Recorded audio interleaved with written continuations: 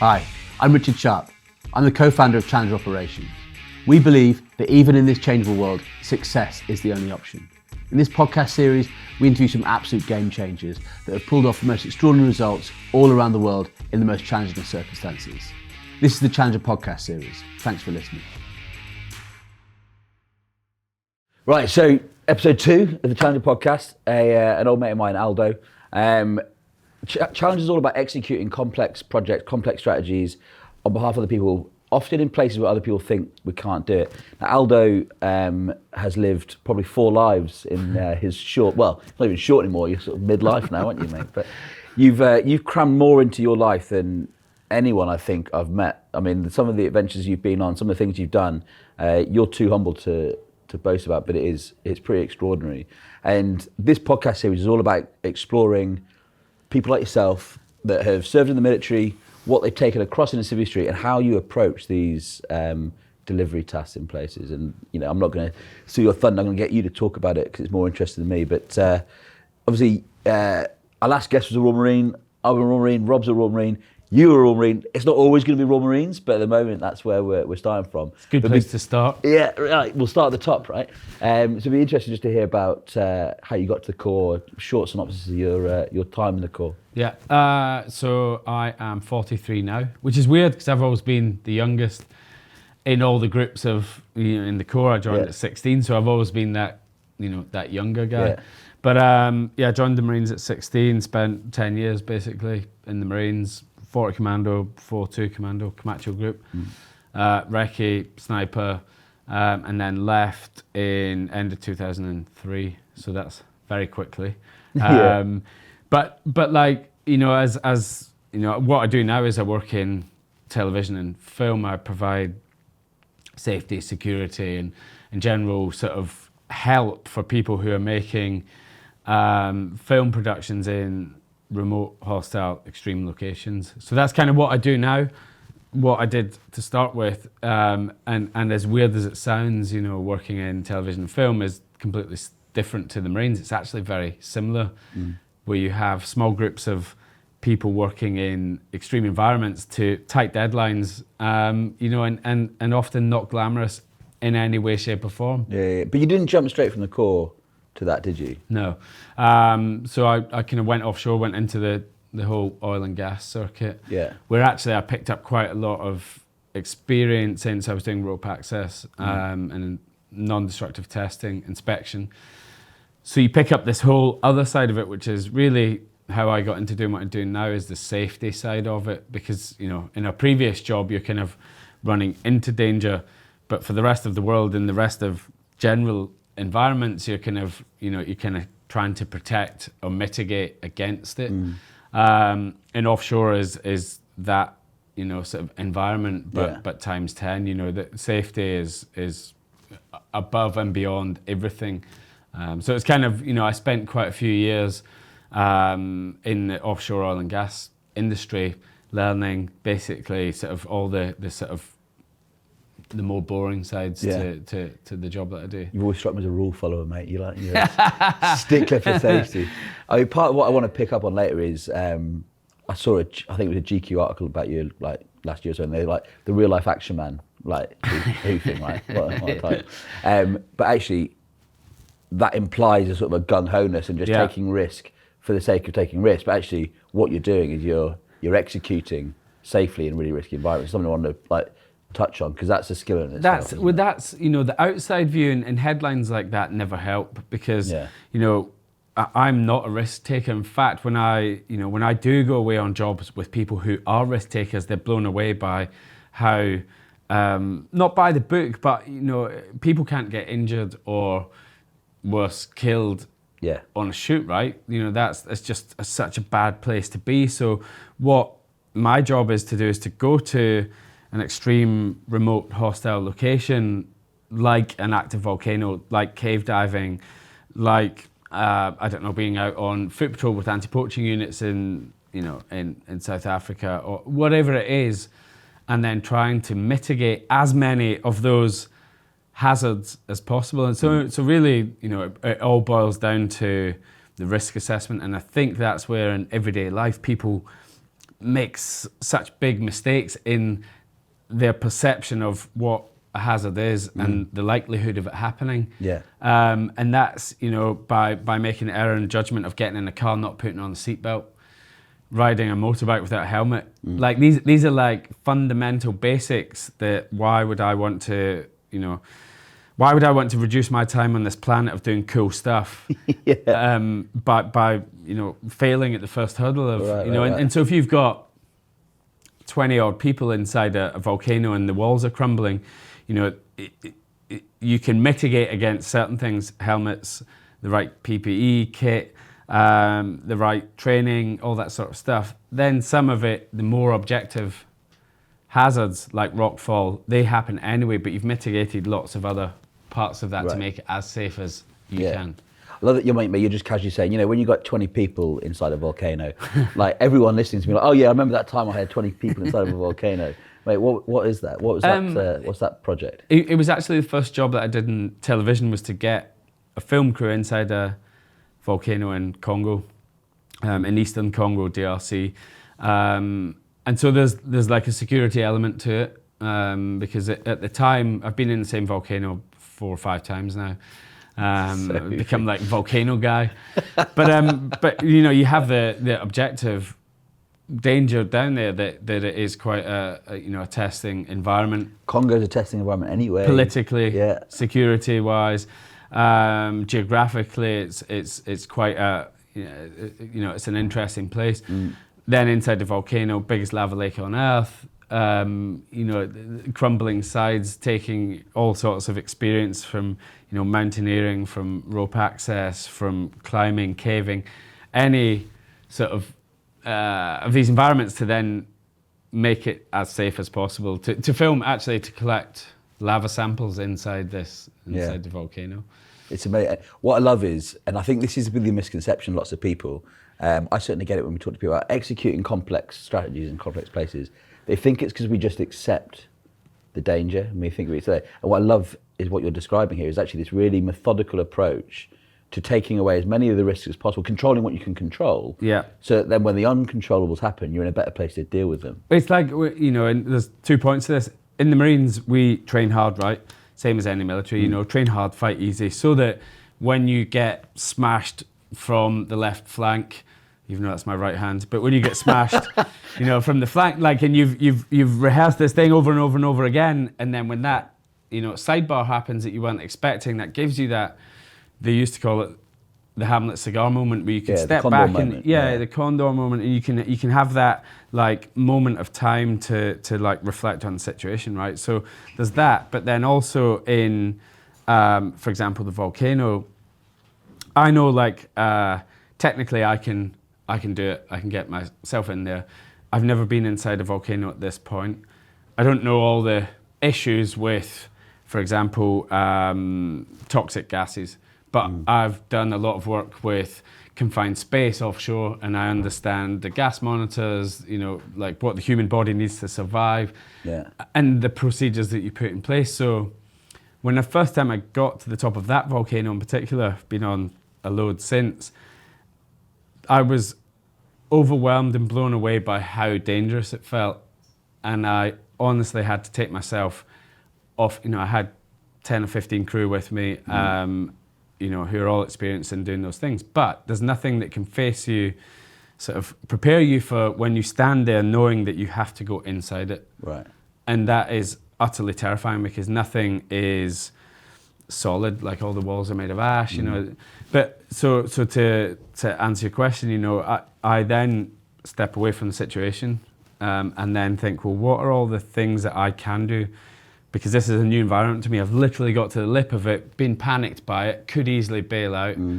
But what can I do to prolong that period? Right, we'll get tents up, we'll get the expedition kit sorted, we'll get a wet on, tea, coffee, and we'll get into a position where I can do lots of little things that I know I can accomplish. And by doing those, I'm reinforcing that I'm the right person to be there. Right. Even though I don't think that all of these bits will come together anytime soon, I know that I can do certain little bits, control the controllables.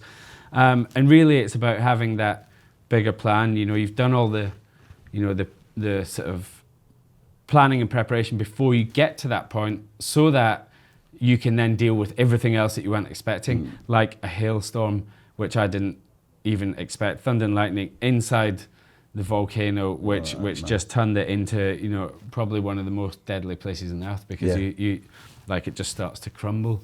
So, you know, that was never on my radar before you go there, and now it is. You know, that adds into the whole jigsaw of like managing risk. Mate, there's a lot in that, because you're standing at the edge of a volcano, and like you said, at that moment it starts to become the most deadly place on earth.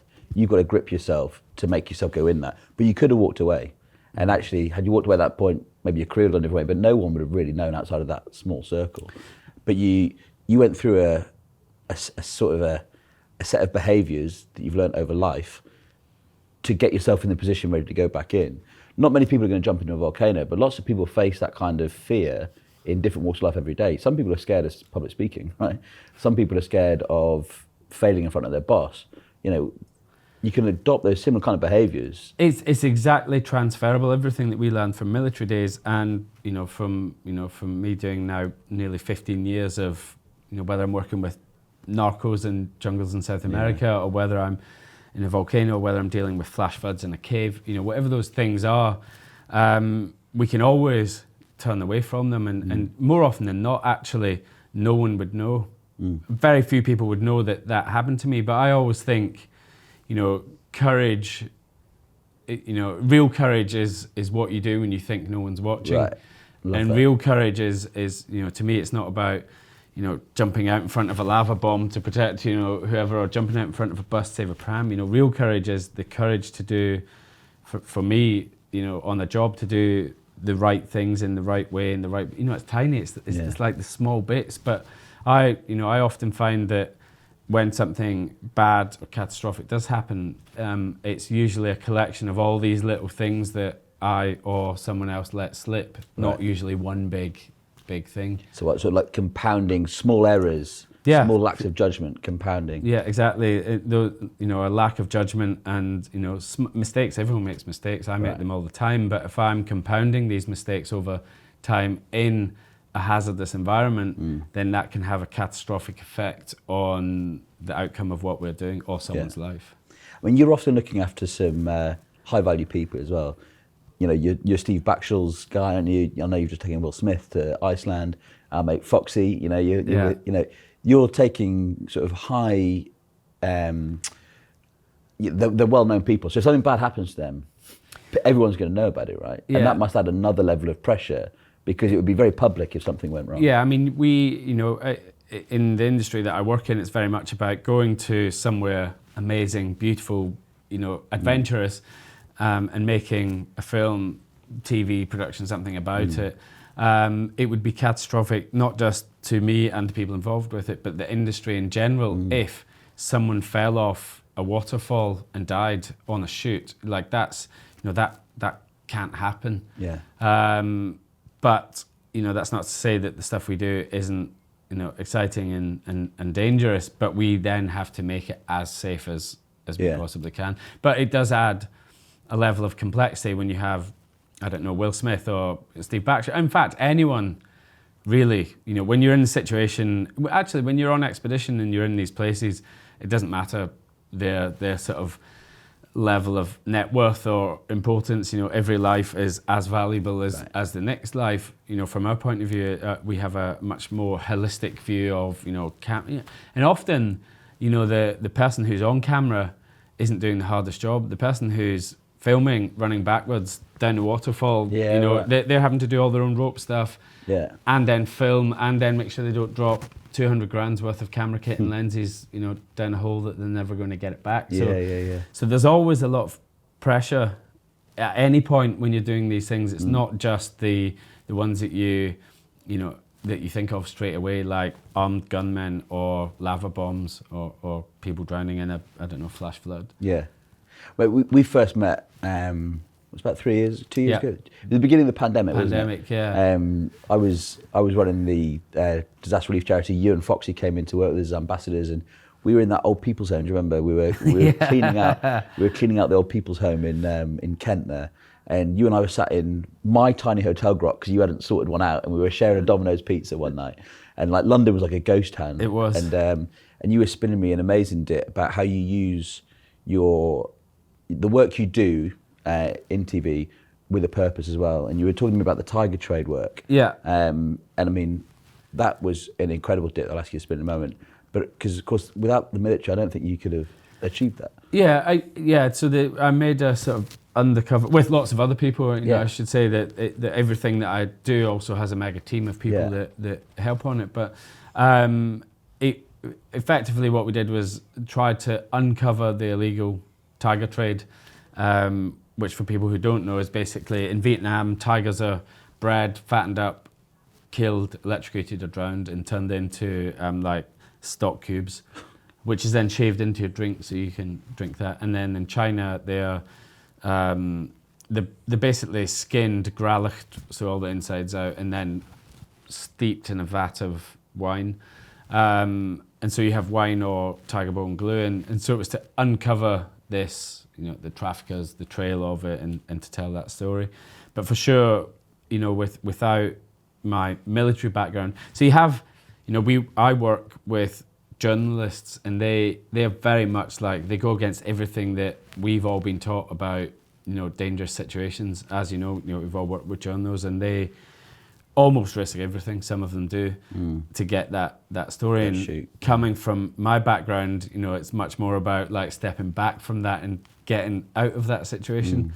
So it was a good mix and a blend actually of my military, Marines, bit of like, I guess, close protection type stuff, surveillance, and then working with journalists that could then like get that story out. But yeah, so that was totally different to the stuff that I normally do, providing the sort of safety on the ground there. You know, in China, Vietnam, Thailand, Laos, Cambodia, like these places that we visited to do the investigation was, you know, there was just me and a director, sometimes a producer. That's it. Yeah. And she's filming me, and she's the one pushing me to go to these places basically. But that TV program, does it directly resulted in the prosecution of some of these people, didn't it? Yeah. So, but by the evidence that we found, you know, finding tiger cubs in freezers, for example, in places, and that was using like old school CTR, you know, close target recce. Yeah, and this is the point I was getting at about the military. But come to that. So that was using old school sneaking in, you know, like 5-8K or whatever it was, you know, map and compass, nav through the jungle, get to an enclosure, get into the enclosure, and then gather information, collect information, and then pass that back up the chain to the relevant organisations. So that, you know, very definitely used that sort of military background to do that part of the work. Yeah. But the you know, doing that on your own is different to when you're in the military and you have quite a lot of people with you. And helicopters that might come and get you back. None of that. Yeah. I mean, so like you're continually facing this like uncertainty, high risks all the time.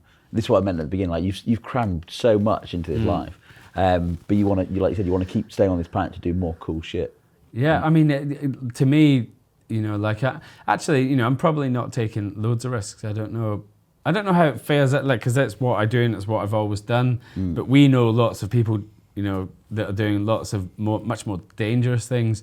But I think I have a much wider experience, if you know what I mean. You know, from whether it's like climbing a big wall to adventure stuff to undercover investigation. So it's like I'm a jack of all trades. But that means your golf bag of experiences and tools is getting bigger and broader. Yeah. And it's like I'm always learning. The one thing that I always do is try and learn off the people I'm working with, because I'm so lucky that I get to work with experts in their field, whether it's an investigative journalist, whether it's I don't know, a big wall climber, whether it's an environmentalist, whether it's an animal specialist, you know, and I get to work with them and spend sometimes prolonged periods of time with them, learning. So I do, you know, I'm definitely a jack of all trades. But I think that's kind of what you need, that flexibility to be able to go, right, well, I haven't seen this situation before, I don't understand it, but what I do have as a frame of reference is maybe that snapshot from that job, that snapshot from that job. Let's hash it together, come up with a plan and execute it. And I think the biggest thing that we probably all have over sort of advantage-wise is that ability to, the 3Ds. We don't, like when something happens, don't deliberate. You're not in denial phase, you're not deliberating, and then you go straight into making a decision. Yeah. And I find that, in the jobs that I've been in, from my experience, by circumventing those two first bits and going straight to making a decision, even if it's the wrong one, it kind of puts you back in that driving seat and then in control. You've made the decision and you're running with it. Yeah, you're creating positive momentum. Yeah, as opposed to sort of, the negative momentum of something else happening. Yeah. Then that snowball effect where you end up basically feeling kind of helpless and out the loop, basically. That flexibility and frame of reference, I think you said, is quite important. And it's something I think we see a lot in our friends and other people that have served in the military, also the police, the fire brigade. You're not always going to understand the situation you're facing.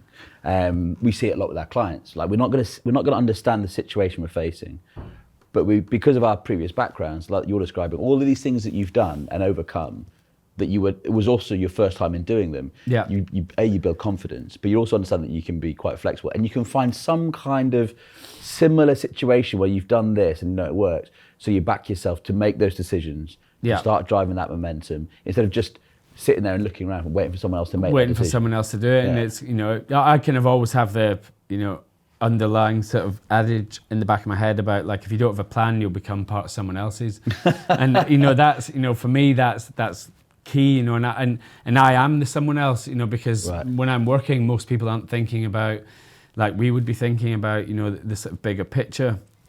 So like I can't afford to become part of someone else's plan. When I'm in one of these sort of remote locations, I am the plan effectively, and that's what everyone's going to expect from me. So I need to be thinking about the nth degree in every way that, that it can spin, I guess. And there's something there about being able to burden pressure, because, when we were younger soldiers, younger Marines, there's always someone you can turn to. If you do get to the point where you've expended all your thought, there's normally someone, a troop sergeant, a company commander, someone.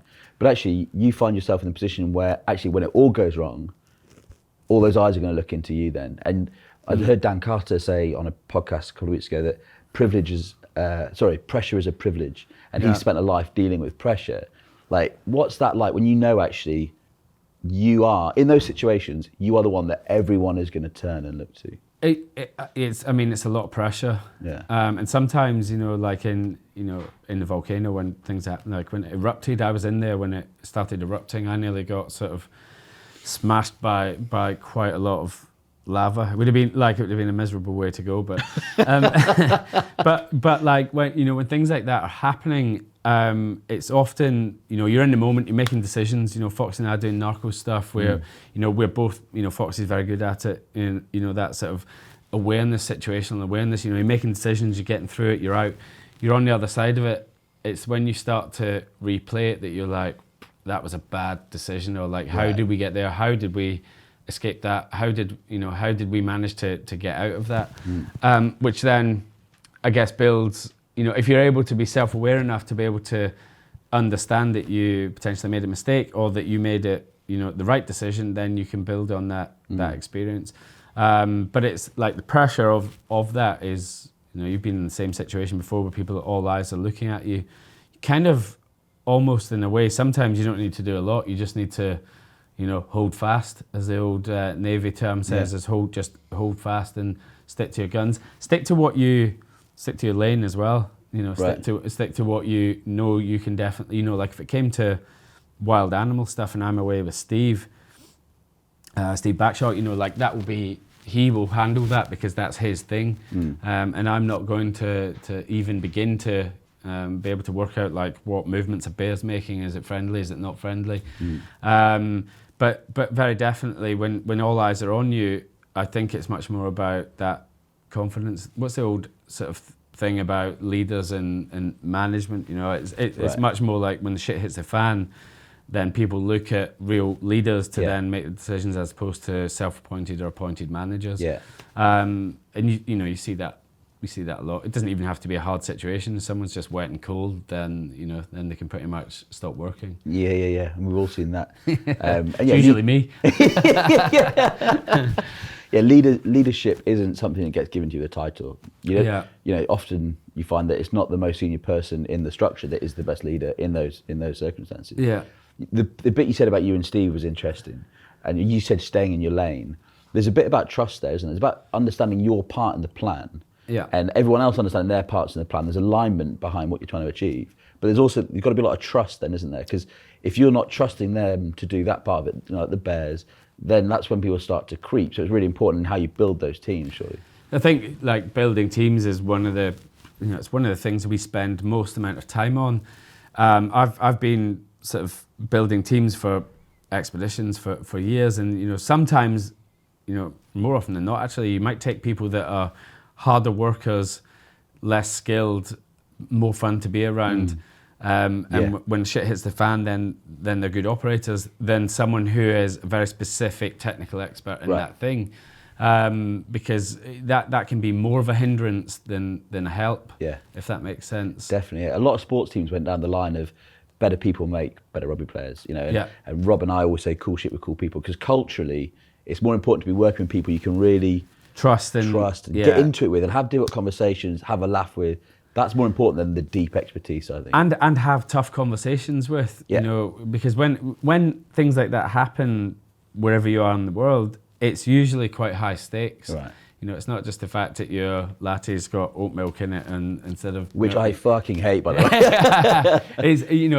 it's quite high stakes, and you want to be able to have those conversations with someone, on the edge of a waterfall, and you have these head to head, because that's why you've hired that person there, is to question me. Like, I'll never rig something and expect someone to just go off it without questioning me, and I will never be offended if someone questions it, because I can be tired, hanging out, make a mistake, and I would hope that someone flagged that up to me instead of just going blindly. So, that's always really super useful, and to, when you're in these situations, it's always better to have someone. That's how I've got doing the stuff that I do, is because I do 10 jobs and I try really hard at doing them, as opposed to being, a very specific expert in one lane. An important piece you said just then about you get tired. We all get tired, and like, you're about to go off a waterfall that you've rigged. Even in that tired moment, though, you're a humble guy anyway. But there's got to be humility there to accept the challenge, because we all get it wrong sometimes. And I've been in positions where I've been under so much pressure. Sometimes you start to get shorter and shorter with people, and you start to perceive things differently. Yeah. Like, do you think that's just your character, or do you think you're like very deliberate in the fact that you ensure you take that challenge? I think, like, people who work with me will probably, who've worked with me quite a long time, will know that I get like stressed out in situations. And the same, it's just how you deal with it. You get better as the years go on, but if you're in a stressful situation, and sometimes you just don't have capacity to think or make the right decision. That's why having a good team round about you is key. I've made several big mistakes. Making a mistake is fine. Making the same mistake twice isn't. Yeah, right. That's the crime. And so I never mind or someone telling me that I've made a mistake with whatever it is that I'm doing. But that all comes down to like sourcing the right team, and that's important before you even leave the country. Yeah, one of the coolest things I've seen you do, it was with Fox. It was that Narcos thing, and I mean cool from I'm putting my like delivery head on, like, how do you even start? Like, where do you even start on trying to access Mexico, the gangs? And then the physical act of, you had a gun pointing to your head, I saw the bit where the gunmen were outside the door. Like, where do you even start with a project like that? Yeah, it's, Foxy asked me to sort of come along. We'd been doing a bit of anti-poaching stuff, a bit of training and things. And then we had done the row across Atlantic. So Foxy and I were kind of good mates at this point. We've known each other 20 years. You were Marines together, weren't you? Yeah. And he had this, basically put this sort of idea together to go and do the Narcos, from growing coca all the way through to, coca leaves all the way through to like getting distributed and trafficked around the world. But so on a project like that, really we come in at the last minute. Foxy myself, not at the last minute, but the hard work's been done by then. The producers, there's people called access producers, and that's what they do. They get stories and they like work through. They meet the contacts, and they're doing like the hard yards. So they'll get all of these stories and put them together. They'll then work with a safety company. I say safety, but really they're much more sort of involved in that, and that would Secret Compass.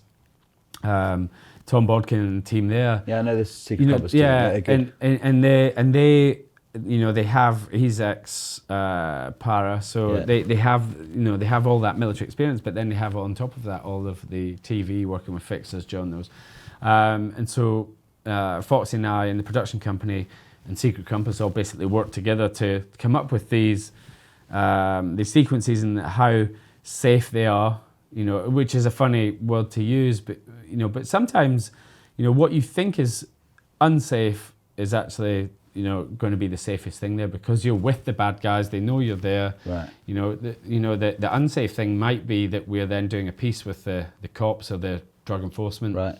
Because then if something happens on, someone else gets rumbled or busted, one of the other cartels gets busted, they know that we've been working with them. Us working with the cops then is what could be the safest thing, but it might be the thing that gets us unstuck. So it's really the same as anything going inside a volcano, narcos. You do a risk assessment. You work out the hazards. You work out the likelihood of them happening. You put in your mitigations.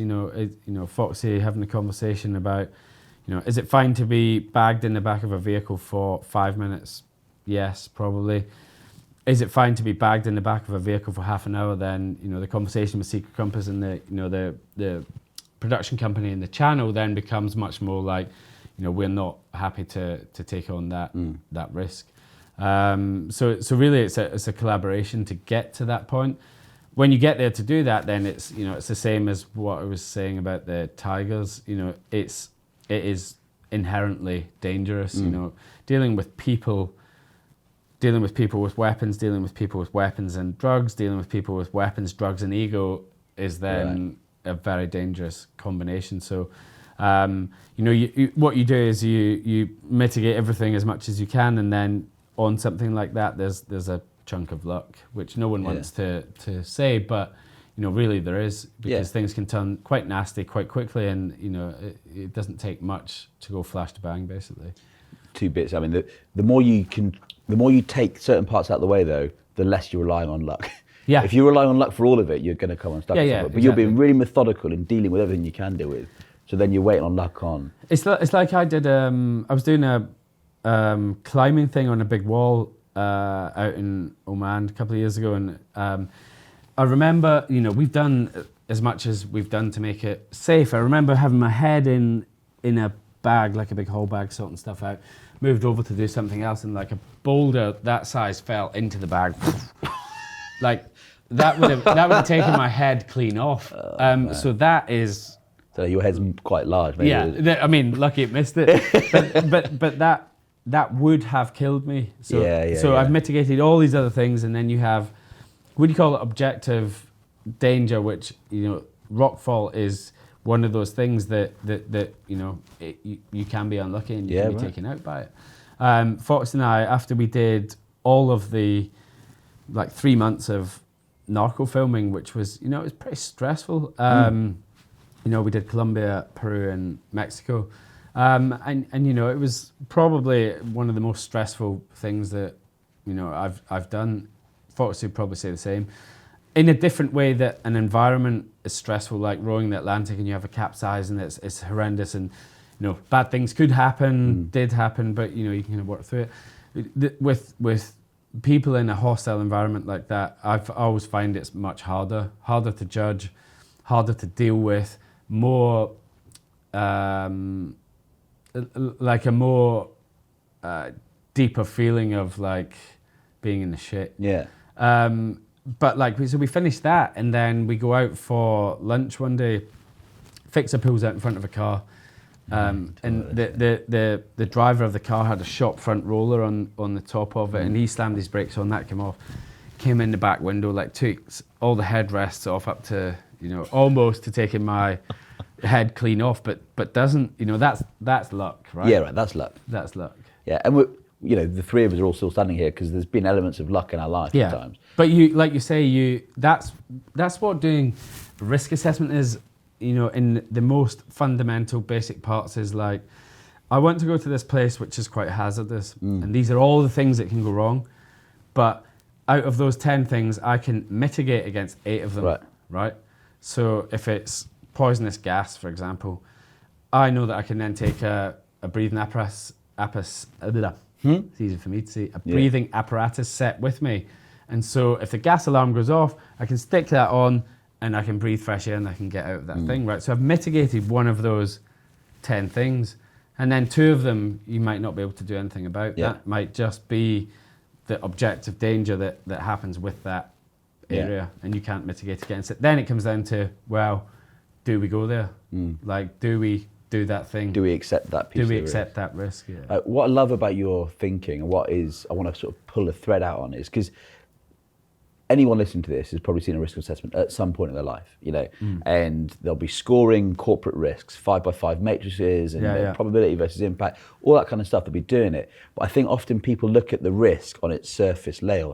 When you were talking about, about 2 minutes ago, actually, when you look deeper, you're safer with the gangsters than you are with the cops. It's these second order and third order effects of risks that I think you're doing all of the time, because that's the way your brain is now wired. Where actually lots of people don't do that. They see the risk and the impact as one thing. They don't look at these sort of... And it could be as simple as like, okay, to do this thing, you need to have a helmet on, you're in the water. Well, what are you moving water or whatever? Like, what is the rating of that strap? Someone might just say a helmet's a helmet, but it could be the fact that you then get snagged by that chin strap, and by wearing the helmet, it's more dangerous than not wearing it, and that is something that takes that's basically what you need to look deeper into. It's very easy just to say, well, we wear helmets, or we do this or we do that because that's what we've always done. But when you actually look at it, and until something changes the way that people think, like something happens and they go, well, that person drowned because a helmet, chin stay snagged them under the water, then that changes, and then people change the risk assessment. So for me, it's not about high vis vest and a clipboard and doing the matrix and all that. It's much more like, well, yeah, we can wear helmets here. The risk of this happening is X, Y, and Z, but the risk of that happening, and you go down, like you say, you go down 2 stages or 3 stages more, and then there is also a trade-off. Can you carry all that kit that you might not need? But what I'm hearing is you're not doing this to tick a box on the risk. You're doing this because there's real implications to the detailed level of your thought, or not. I've never done a risk assessment because I've been told to do it. Like when I go to do a job, even if someone else has done the risk assessment, I'll go through it with a fine-tooth comb. Tom, Secret Compass, and the guys are amazing at it, and they'll go through and they'll say, actually, this is bollocks. You've said X, Y, and Z, but that could get you into trouble, and they'll look much further past past what is actually a risk assessment. We could all do a risk assessment that would pass and be over the line, but when the shit hits the fan, you want something that is robust and bombers and that actually works. Like a CASEVAC plan. You don't ever just assume that this is a number for such and such a helicopter company. They're based in Lima. They'll be out here in 2 hours. I want to know when I'm going into that cave system that if I get injured, how long will that helicopter actually take? What's its payload? Has it got a winch? Like, can it actually, does the winch work? When was the last time it was spooled out? All of these other things, because it's my life or someone else's life. What's interesting, and I wasn't expecting, because I'm not really a detailed person, I sort of live up in these fluffy clouds, Rob is, but last week we had Pete Kelly, and he was talking about his really detailed approach to running out tech companies, £5 tests, £20 tests, £50 tests, instead of just throwing cash at it. And he drew all the way back to locker inspections, like the meticulous, like the detail he learned as a kid. And I'm hearing from you as well, like the detail you learned there and the detail you apply here is a big part. That's why, when we do locker inspections in the Marines, people think it's bullshit. I would suggest that, like, for example, kit. Like when I do a kit muster before I go and it's all neat. That to me is safe because I know exactly the amount of kit that I've got and it's serviceable. And, you know, that's all comes, for me, that comes from that discipline. You know, we don't get a locker inspection because we need to be neat in the field. We get a locker inspection because we know that if we need to do something else, it's like neat, methodical order that everyone else is doing similar. So it's very much the way that I approach things. And by doing that, you reduce, again, it's about reducing risk. You reduce the risk of making a mistake because I, for one, pretty, I would say, useless without these procedures. You know, I'm not doing it this way because like I'm a ninja at these things. I'm doing it that way because it reduces the likelihood of me making perfectly normal mistakes in the field because I'm tired, cold, wet, freezing, scared, whatever those things are. Like diving, like rebreather diving under the ice, up in 80 odd degrees north. You know, you make a mistake there and a mixed sort of judgment mistake, and you're not on a line, and you're like on a, you know, you're on a current which is going 5 knots or 3 knots or whatever more than you can swim with all your kit on. Like, under the ice, that's a horrendous place to be. So there's a process of going through everything and all the kit and like in minute detail, because it's those things, like I say, it's not the massive things that get you. It's just that blasé lack of discipline and that sort of laissez-faire, that'll be fine, because you can bet your bottom dollar when the shit hits the fan, those 3 things won't work that you thought might work. And 99% of the other times they would work. This time that your life is relying on it, it won't work. And that's the way it is. I mean, I was serious at the beginning when I said, like, you've lived 4 lives already, and we're not going to cover it all in this 50 minutes, but there was a book, isn't there, mate? Lessons from the Edge. It sounds, that could be taken as quite boring, but it's basically a book of my life. Like there's nothing boring about your life. Rob's behind the camera drooling right now at some of these discs he's spinning. It's Lessons from the Edge. It's basically an adventure help book, if that makes sense. So I wanted to write a book that was like, these are all the things that I've done, but I didn't want to be alpha male standing banging my chest saying these are all things I've done and I'm mega. Right, yeah. What I wanted to do is write a book about these are all things that I've done. This is what I've learned along the way. These are the mistakes I made. This is the things that I've learned. You know, like even if one of the fundamental things going all the way through it is you become what you think about. No, if we were told that in school, that you become what you think about, and that means conscious and subconscious. Yeah, I love that. It's like riding a motorbike. You'll know about this from the other day. But when you look at something, you're going to hit it. That's right. Target fixation. Yeah, target fixation. So you're going to hit it. So what's in your conscious or subconscious, your brain's a success mechanism, you're going to get there. And that's like, imagine telling that to kids. Anyway, so that's what I get. The book is all of these things from like Narcos, Marines, Sniper, diving, world firsts, but the underlying threads are all these takeout and lessons that everyone can learn, use. Awesome. And where can we get the book, mate? Everywhere. You can everywhere. get everywhere. You can get it. It's called Lessons from the Edge, and it's on Amazon, Smiths, where else? Waterstones, Asda, Tesco, everywhere. Hoofing, mate. Like, I know we're mates, and so sometimes it's a bit awkward when someone's like absolutely blowing smoke up your ass. But your life is remarkable. I always talk to people about, like, I want to live an extraordinary life. I think you are living an extraordinary life all the time. You're not one of these guys that's just out there talking about it. You're out there doing it, and it's mega impressive. But that it all comes down to, I think, one, background and for me anyway, background in the Marines, but then also like working with good teams like you guys. It's just something we could pick up and go off and do one of these things because we know, like, we can trust that person. Yeah, please do, mate. Thanks so much. Thank you, mate. Nice one, dude. Thanks for listening to the Challenger podcast series. We've got loads more great guests lined up. So if you like what you're hearing and you want to hear more, please like, follow, subscribe. Thanks again and see you next time.